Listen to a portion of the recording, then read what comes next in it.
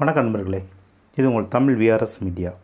இன்றைக்கி நம்ம பார்க்கக்கூடிய இந்த வீடியோவில் எதை பற்றி தெரிஞ்சுக்கிற போகிறோம் அப்படின்னு கேட்டிங்கன்னா, நீங்கள் ஏதாவது ஒரு பிஸ்னஸ் ஸ்டார்ட் பண்ண போகிறேன் அப்படின்னாலும் சரி, அல்லது ஏற்கனவே ஏதாவது ஒரு பிஸ்னஸை ரன் பண்ணிக்கிட்டு இருக்கிறேன் அப்படின்னாலும் சரி, நீங்கள் நடத்தக்கூடிய அந்த பிஸ்னஸ்க்கு ஜிஎஸ்டி நம்பர் வாங்கணுமா, வாங்க தேவையில்லையா, யாரெல்லாம் ஜிஎஸ்டி நம்பர் கண்டிப்பாக வாங்கணும், யாரெல்லாம் வாங்க தேவையில்லை, அப்படி ஜிஎஸ்டி நம்பர் வாங்குறதுக்கு என்னென்ன விதமான டாக்குமெண்ட்ஸ் தேவைப்படும், அதை எப்படி அப்ளை பண்ணுறது, இது தொடர்பான பல்வேறு சந்தேகங்களை தான் இன்றைக்கி நம்ம இந்த வீடியோவில் டீட்டெயில்டாக பார்க்க போகிறோம்.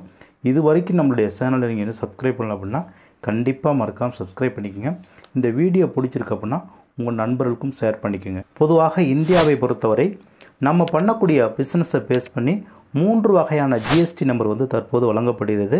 அது என்னென்ன வகையான ஜிஎஸ்டி நம்பரு, அது என்னென்ன பிஸ்னஸுக்கெலாம் நம்ம ஃபாலோ பண்ணிக்கலாம் அப்படின்னு கேட்டிங்கன்னா, ஒன்று அன்ரிஜிஸ்டர்ட் ஜிஎஸ்டி நம்பரு, ரெண்டாவது காம்போசிஷன் ஜிஎஸ்டி நம்பரு, மூணாவது ரிஜிஸ்டர்ட் ஜிஎஸ்டி நம்பரு.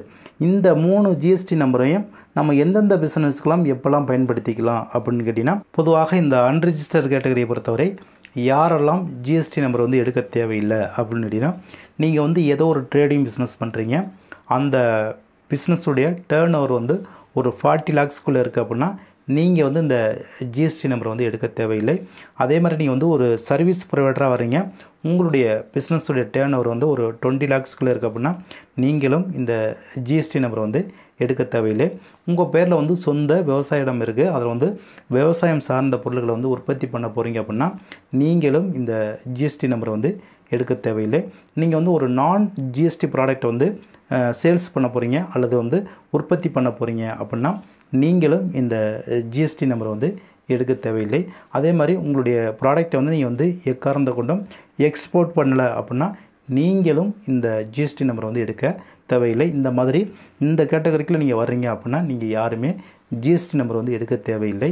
அதே மாதிரி இந்த காம்போசிஷன் கேட்டகரியை பொறுத்தவரை யாரெல்லாம் இந்த ஜிஎஸ்டி நம்பர் எடுக்க தேவையில்லை அப்படின்னு கேட்டிங்கன்னா, நீங்கள் ஏதோ ஒரு ட்ரேடிங் பிஸ்னஸ் பண்ணுறீங்க, அந்த பிஸ்னஸுடைய டேர்ன் ஓவர் 1.5 crores இருக்குது அப்படின்னா நீங்கள் இந்த ஜிஎஸ்டி நம்பர் எடுக்கணும்னு அவசியம் இல்லை. ஆனால் உங்களுக்கு 2 கண்டிஷன் சொல்லியிருக்காங்க. ஒன்று ஐடிஸ் கிளைம் பண்ணக்கூடாது, ரெண்டாவது கன்சூமருக்கு நீங்கள் பில்லு போடும்போது டேக்ஸ் கலெக்ட் பண்ணக்கூடாது அப்படிங்கிறது சொல்லியிருக்காங்க. அதே நீங்கள் ஒரு சர்வீஸ் ப்ரொவைடராக வர்றீங்க அப்படின்னா நீங்கள் பண்ணக்கூடிய பிஸ்னஸுடைய டேர்ன் ஓவர் ஒரு 50 lakhsக்குள்ளே இருக்கணும். அப்படி இருந்துச்சு அப்படின்னா நீங்களும் இந்த ஜிஎஸ்டி நம்பர் வாங்க தேவையில்லை. ஆனால் நீங்கள் செய்யக்கூடிய மொத்த பிஸ்னஸுடைய டேர்ன் ஓவரில் 3 monthsக்கு ஒரு டே நீங்கள் கவர்மெண்ட்டுக்கு டேக்ஸ் பே பண்ணணும் அப்படிங்கிறத சொல்லியிருக்காங்க. இந்த கேட்டகரியில் நீங்கள் வர்றீங்க அப்படின்னா நீங்கள் யாருமே ஜிஎஸ்டி நம்பர் எடுக்கணும்னு அவசியம் இல்லை. அதே மாதிரி இந்த ரிஜிஸ்டர் கேட்டகரியை பொறுத்தவரை யாரெல்லாம் கம்பல்சரி ஜிஎஸ்டி நம்பர் வாங்கியிருக்கணும் அப்படின்னு கேட்டிங்கன்னா, நீங்கள் ஏதோ ஒரு ட்ரேடிங் பிஸ்னஸ் பண்ணுறீங்க, அந்த பிஸ்னஸோட டேர்ன் ஓவர் ஒரு 40 lakhsக்கு மேலே இருக்குது அப்படின்னா கம்பல்சரி நீங்கள் ஜிஎஸ்டி நம்பர் வாங்கியிருக்கணும். அதே நீங்கள் ஒரு சர்வீஸ் செக்டரில் வர்றீங்க, அந்த பிஸ்னஸோட டேர்ன் ஓவர் ஒரு 20 lakhsக்கு மேலே இருக்குது அப்படின்னா கம்பல்சரி நீங்களும் ஜிஎஸ்டி நம்பர் வாங்கியிருக்கணும். நீங்கள் ஒரு எக்ஸ்போர்ட் பண்ணக்கூடிய பிஸ்னஸ் பண்ணுறீங்க அப்படின்னா அந்த பிஸ்னஸ் ரிலேட்டடாக நீங்கள் ஜிஎஸ்டி நம்பர் கண்டிப்பாக வாங்கியிருக்கணும். இந்த லிமிட்டுக்குள்ளே நீங்கள் வரீங்க அப்படின்னா நீங்கள் எல்லாருமே ஐடிசியை கிளைம் பண்ணிக்கலாம். அதே மாதிரி நீங்கள் கன்சூமருக்கு பில் பண்ணும்போது அவர்கள்ட்ட இருந்து நீங்கள் டேக்ஸை கலெக்ட் பண்ணிக்கலாம். எவ்ரி 3 monthsக்கு ஒரு டைம் நீங்கள் ஐடி ரிட்டர்ன் பண்ணுற மாதிரி இருக்கும். பொதுவாக இன்றைக்கி பிஸ்னஸ் பண்ணக்கூடிய நபர்களுக்கு இருக்கக்கூடிய மிகப்பெரிய ஒரு சந்தேகம் என்ன அப்படின்னு கேட்டிங்கன்னா, இப்போ நான் பண்ணக்கூடிய இந்த தொழிலுக்கு ஜிஎஸ்டி நம்பர் தேவையா இல்லையா அப்படிங்கிறது மிகப்பெரிய ஒரு சந்தேகமாகவே இருக்குது.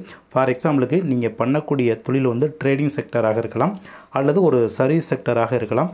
இந்த செக்டரில் நீங்கள் வர்றீங்க அப்படின்னா உங்களுடைய டேர்ன் ஓவர் என்ன லிமிட்டு அப்படிங்கிறது இப்போ நம்ம பார்த்தோம்.